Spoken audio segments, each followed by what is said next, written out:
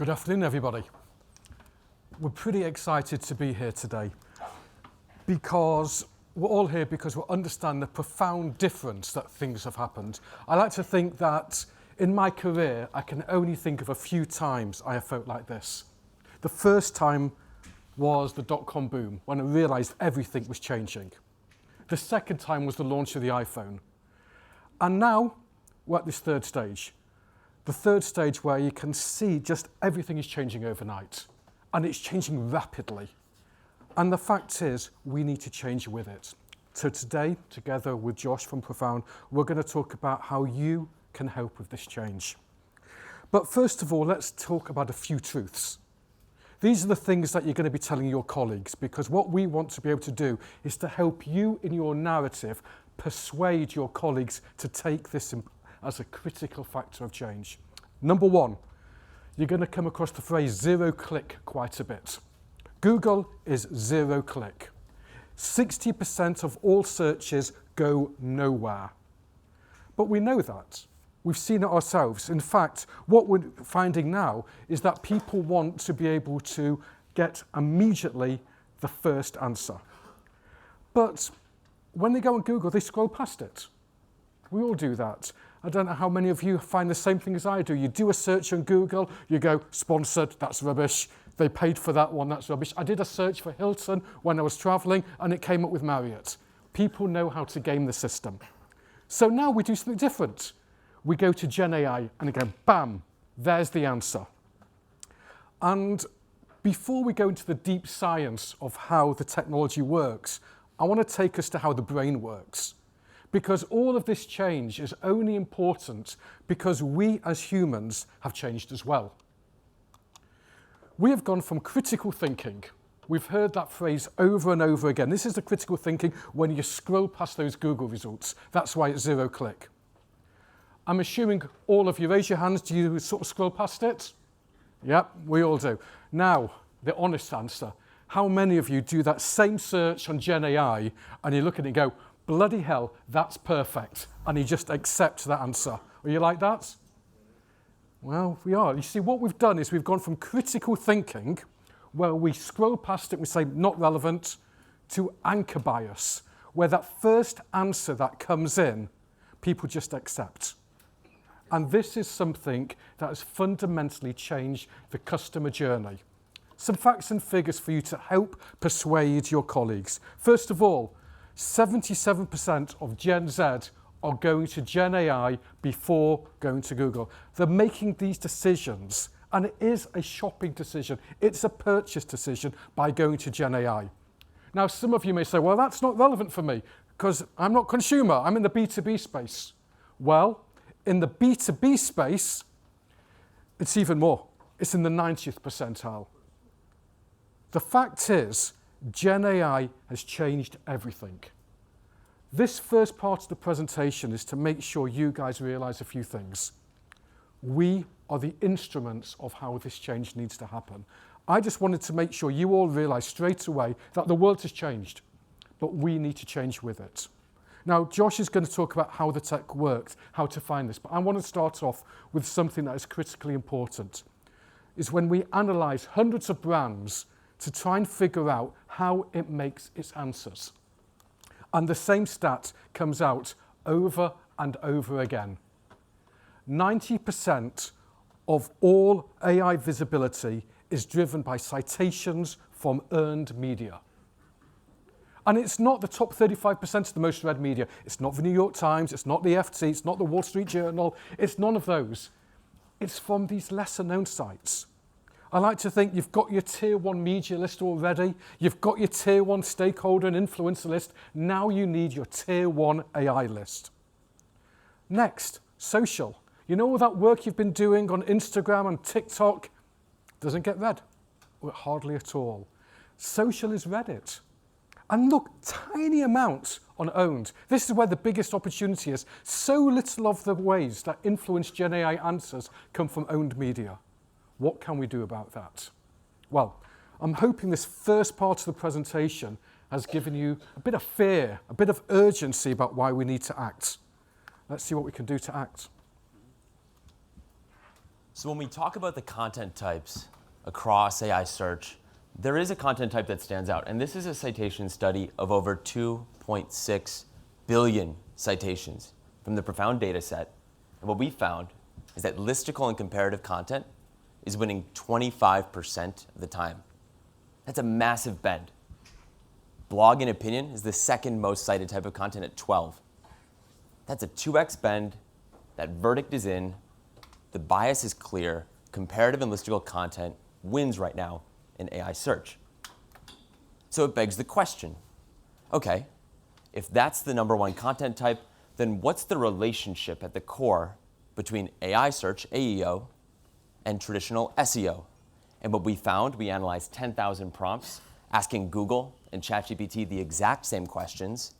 We found only a 19% overlap on a SERP by citation basis, meaning that 81% of your traditional keywords, 81% of your traffic, 81% of your domain authority isn't porting through one-to-one.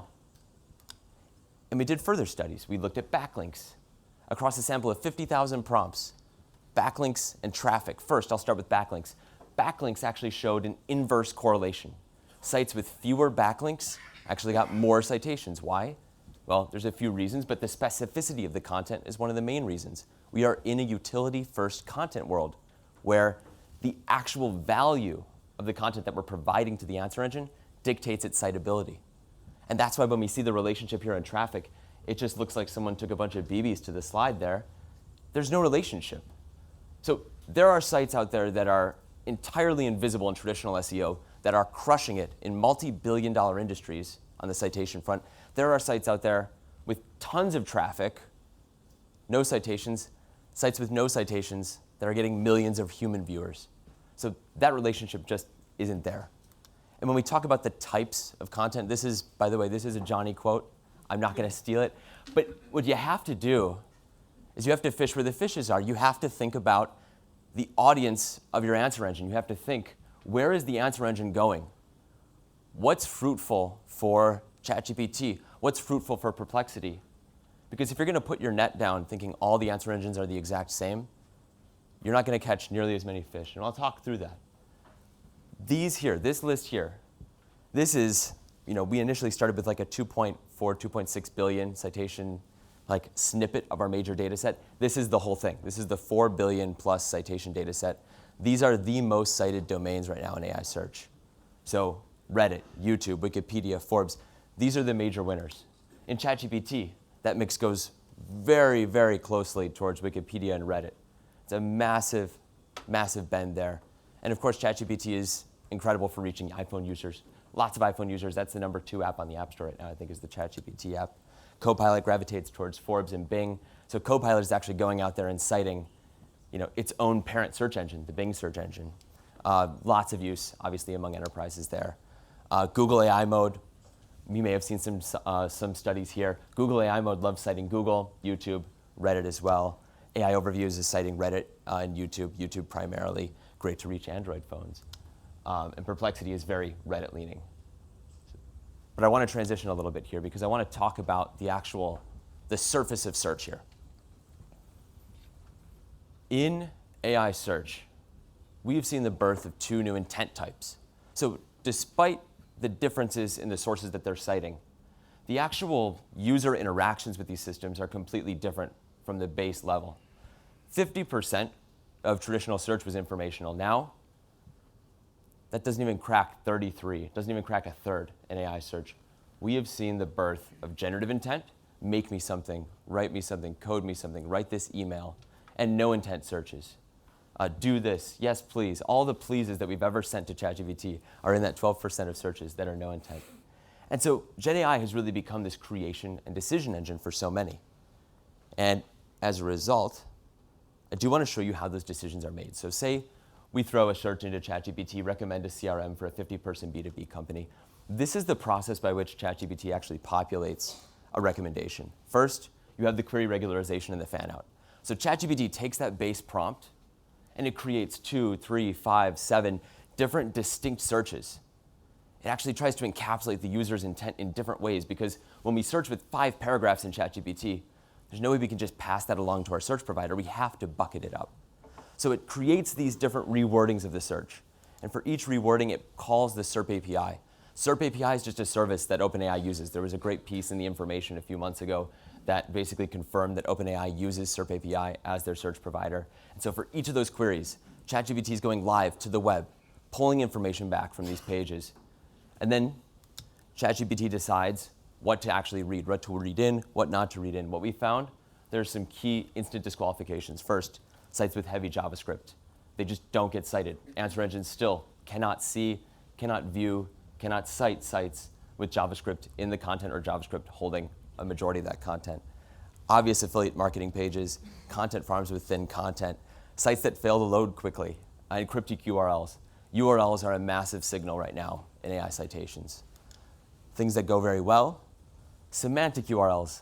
We did a great study, it's totally separate from this, but semantic URLs earned 11.4% more citations. So that's URLs with 5 to 7 words in a descriptive format that literally gives signal to the answer engine that this is what this piece of content's about. Meta descriptions that spoiled the answer are also great. We could talk more about that, but basically meta descriptions that say, if I'm doing a listicle about the best corporate cards, the best meta description there is, the best corporate cards are the Chase Business Reserve, the Amex Platinum Business, the Capital One Inc. card, et cetera, literally saying, this is what's in the content. Hey, answer engine, there is value here. Recent publishing dates, also great. Pages with specific data and numbers, also very helpful. And so then, for that example, recommend me a CRM for a 50-person company. These are some examples of what ChatGPT will actually choose to read. First, a Reddit thread. Second, Forbes, a university case study, HubSpot, G2, all of these resources to build its recommendations. So we went in 3 seconds from query to recommendation. So that is how this instantaneous commercial verdict starts to actually happen. And I want to actually address, this is one of the coolest points. In AEO, there is this kind of inherent confirmation bias. So most people are going to go out there and they're going to choose the prompts to track. They're going to send the prompts to the AI platforms, and then they're going to track visibility for those prompts. Right? Like, good, cool, right? They're like, right, that's good. Well, here's the deal. Are people even asking that? How do we know? How do we validate that information? Imagine running an SEO function without Google Keywords data. This is what it would be like. And that's the standard right now in AEO. What is it? It's moving. Great. That's awesome. So that is the standard in AEO. I'm going back and forth here. Okay, the standard in AEO. But you can get the equivalent here in this way. This is what Profound does. So Profound is able to provide keyword volumes. The incredible part of what we're doing is that we have the world's first data set of actual user prompts at the scale of hundreds of millions every single month. Right now, we're at right around 500 million real user prompts.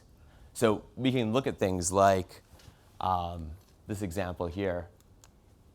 I hope I don't. Great. So we can look at things like this example here. Best platform for answer engine optimization, right? It has 600,000 volume. We can also look here and we can see, well, AEO platform. Are we totally desynced? We may be desynced here. I want to make sure we're good here. Okay. AI visibility has 1.2 million searches in that month-long period. So we can understand and validate, well, the keyword on the right has so much more volume. That's what we're going to track for. That's what we're going to optimize for. That's what the conversations are around. And so when we look at those user prompts, we can see things like this. We can see the actual conversations happening in these answer engines, and we can start optimizing directly to address them, to win those conversations, to put marketing in the places where people are actually discussing. And that's why it's so important, right? Because if you have both of those validation layers, not only the citation data, not only the outputs from the models, but the inputs, you can take action, validate, create content, and complete the loop in a way that's actually as intellectually honest as we need it to be in this space. And when you do that, you're the champ. You can do well. I'll pass it back to you, Jonny. So now we understand a bit more about the tech. What I want to do with you all is trying to bring this to reality and what you can all do to make a difference tomorrow. I'm going to try and talk through a few simple scenarios. Call it your cheat sheet. If I was going to try and optimize this presentation for GenAI, I would create a how-to guide. But what I'm going to do is talk about these are the things I recommend all of you do when you go back to work tomorrow. And it starts off with a simple formula. 3 steps. Step 1, benchmark. You can't just jump in and hope you do the right optimization strategies. You need to know where you are. Understand which are the websites that are influencing your GenAI. Let me give you an example. I did some work for an aesthetics company that did their version of Botox. You know what the #1 cited source was? It was a mum and dad blog on a New Jersey high street. They had an aesthetics company, just a walk-in place, and they were asked all the time, which kind of treatment should I get? And they wrote a blog post saying, well, you could pick this one, and it's good for these reasons, or this one, it's good for these reasons, or this one for these reasons. A mum and dad blog in a New Jersey high street, the #1 cited source. I said before, you've got your tier 1 media list already. You've got your tier 1 influencer list. You need to treat GenAI as its own channel, a new group you're targeting. This is why you need to do your benchmark analysis. But that benchmark analysis doesn't just look at the media that it's targeting. You should look at your own website. How embedded is it with JavaScript? What are you doing about blogs and press releases? What are you doing about rich meta descriptions and so on? We should then, with this information, it tells you what you need to do for optimization strategies. Now, optimization is the ongoing work. This is when we're saying, this month we're going to be doing these things. It's sort of like going back to the early 2000s. #1 and 2 on my list is having a community manager on Reddit. The second one on my list is writing listicles. I mean, I would love to say that we've got more sophisticated. I am not saying we stop doing all our other creative work. But what I am saying is that we need to work for this new audience, and the audience is made of bits and bytes. We're optimizing for GenAI, and this optimization strategy is split between earned, owned, and paid. Sorry, earned, owned, and social. In earned, I'm engaging with a different media list. In social, I'm thinking about stuff like Reddit and being a community manager. I'm looking at how I put stuff on X and having a data-first story rather than a different story. I'm talking about how I use LinkedIn and the metadata and hashtags. I'm talking about the information on social where I can to optimize it, to tweak the system. I'm a great believer in marginal gains. Now, any one of those things may only improve my chance by 1/4%. But if I do a few of them, if I do as many as I can, maybe I'm gaming the system. And you know what? I'm okay with gaming the system. Because you know who is also going to try and game the system? Is my competitors. Now, remember when I showed you before about what influences GenAI visibility? And typically less than 0.5% comes from owned media websites, which means no one's woken up and started doing this properly yet. It's incredible. Just before we came on stage, we were looking at Levi's, and we had a look at how much of their homepage is built in JavaScript. If you go to levis.com and turn off JavaScript in your browser, you know how much the website opens? Nothing. This is an incredibly large, global, successful company that hasn't woken up to GenAI yet. The fact is, no one is taking a lead yet, so we can do it. So the optimization is the second stage. The third stage, defend. Unfortunately, we live in an AI reputation economy, where the GenAI engines are taking information from a variety of sources, forming an opinion, sticking it in front of you, and us stupid humans go, okay, that's good.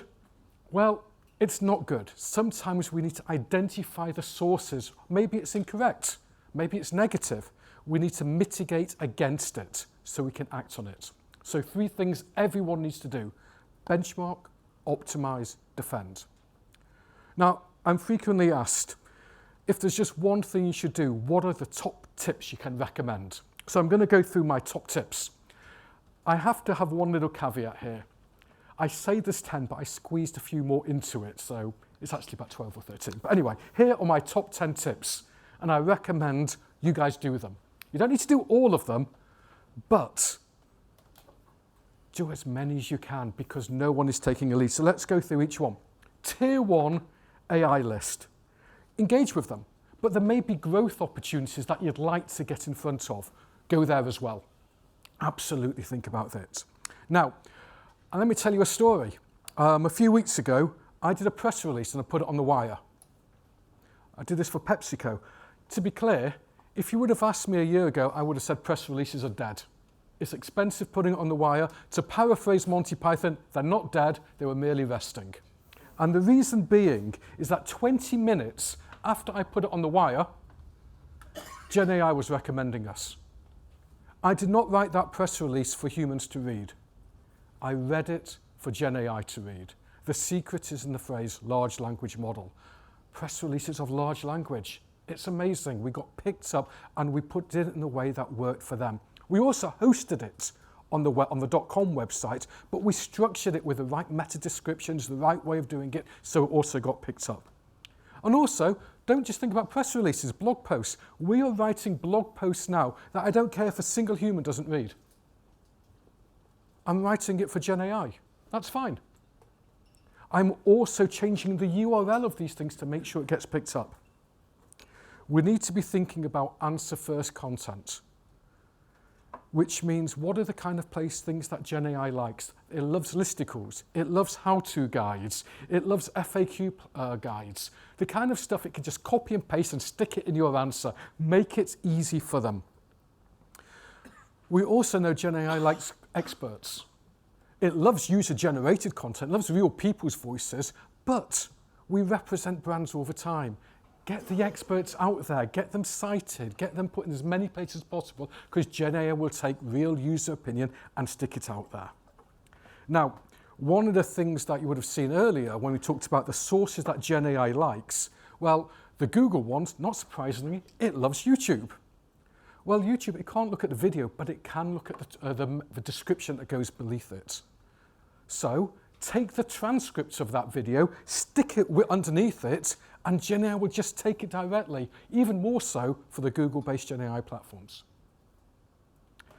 Now, if there's 3 sites I hate doing in my job, it's Reddit, Quora, and Wikipedia. It sucks, because those are 3 of the most important sites, but you need to play the long game. If you go up there and say, listen to me, everybody, you are going to get banned immediately. If you just sign up and start talking the next day, you're going to get banned. You need to play the long game. So let me give you a few tips about how to do Reddit. Number 1, contribute to the community. Your job is not to discuss yourself, but to help the community. Tell them what's going on. Number 2, you need to be thinking about the expert voices. If you're obviously a marketing person, they don't really want to help it, be part of it. But what you can do is think about the experts who work with you, those scientists, those specialists who can understand and contribute. Don't just talk about yourself, but talk about the industry. Play the long game. Now, Reddit actually changed the way it works a few weeks ago to allow publishers to repurpose their content onto Reddit. So one of my clients has opened up a publishing arm, so it can navigate around that. We're playing the long game. If you want to think about brands that are doing this really well, can I recommend you look at Patagonia or Duolingo or SEMrush? Those 3 are doing a really good job on it. Next, your own website. A few things you said. Josh talked about meta descriptions. If you ever want to see a meta description, right and click on a web page and see the meta description. Make it rich, make it wonderful. Next, put a markup document to go with it. Large AIs will go straight to that markup document. If it's easy to copy and paste, it will do. We'll look at the semantic language. I like to call the 3 Fs. Can it be found? As in, hidden from JavaScript. Any paywall can't be found. The feel of it. Is it semantically similar? So if I write the question, which credit card is the best for me? And I write a URL at the top of the post, the best credit card for you, it's semantically similar. So try and be the semantic similar content, especially useful for perplexity. And finally, you need to also be looking at, we've all got Google Analytics on our websites. Now, GA4 is so-so, but I would recommend you use an agent analytics platform. So you know every time a GenAI takes content from individual web pages, you know what it is. There's a final tip I'd like to give around Cloudflare. A couple of months ago, they changed their default settings. A lot of websites work on Cloudflare. If they do, Cloudflare's default setting is do not allow this website to train GenAI engines. Turn off the default setting. We also need to think about mitigation, mitigate against negative aspects of it. But the most important tip I'm going to give all of you is start. Please just start. Do something. Because your competitors around the world are talking in their boardrooms about what they can do about AI. And they're talking about agents. They're talking about building new technologies. Start now. You don't need to wait for perfect. Just get in there. Do one of these things. Optimize your blog posts. Get in there on Reddit. Engage with a different AI, tier 1 AI list. Just start and make a difference. And so, as I was thinking about the audience in this room, I wanted to sort of finish with a manifesto to all of you, because it is time to rip up the PR playbook. The world has changed. Public relations professionals are uniquely positioned to lead this transformation. We understand earned media. We know how to craft narratives. We are the architects of the new AI-driven communications landscape. And I'm pleased to say the future has arrived. My question to all of you is, are you ready to lead? Thank you very much.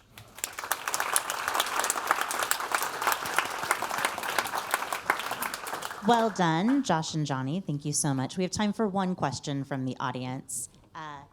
Mikhail, if you can give them the mic, great. Hi, is this on? Okay, thanks a lot. Can I sneak in 2 questions? No. Okay. You can tackle Jonny at lunch. He'll answer all the questions there. I just want to see your own perspective on the question of, well, and I'm sure you've encountered it, but what happens to the internet when no one's anymore visiting these sites, which rely on people visiting them, and they're using AI instead to just scrape the content? So what happens on the internet where we're not producing content for people anymore, but we're producing content for GenAI, as you described it, but the whole kind of internet model is based on ad revenue, presumably from people. So kind of what's the dynamic there? And also when more content is being generated by AI in the first place, then to be consumed by AI and regurgitated, I mean, what does that do to the quality of the content over time? I'm happy to, yeah. I would say one sentence, then you can take over. I'm not saying stop other forms. This is additive. I'm not saying don't do all the things. I'm not saying don't do SEO. I'm saying do this as well. The foundation of good AEO is in SEO. I think the biggest shift right now is in, if we're gonna admit or say that the world is going to be that way, I think the biggest thing that we have to be ready for is potentially the devaluation of like the URL and page as these like atomic units of web measurement. That like in a world where I go to ChatGPT's Atlas browser, instead of going to the URL, like the URL bar and putting in a URL, I just write, you know, what's the best hotel in New York, you know, money being no object, and then getting an exact response, 3 hotel options, and being able to make my decision there. The idea that you need a page to necessarily, you know, have traffic to, and that you need to measure that traffic by the URL seems a bit antiquated. And so the mandate will start to kind of become influence over answers and citation citability across a number of topics, if that's the direction the web is going. Because then those kind of sharp lines between pages, URLs, what a visit is, what constitutes all those things, obviously they start breaking down. Great. Thank you guys again. Round of applause for Jonny and Josh.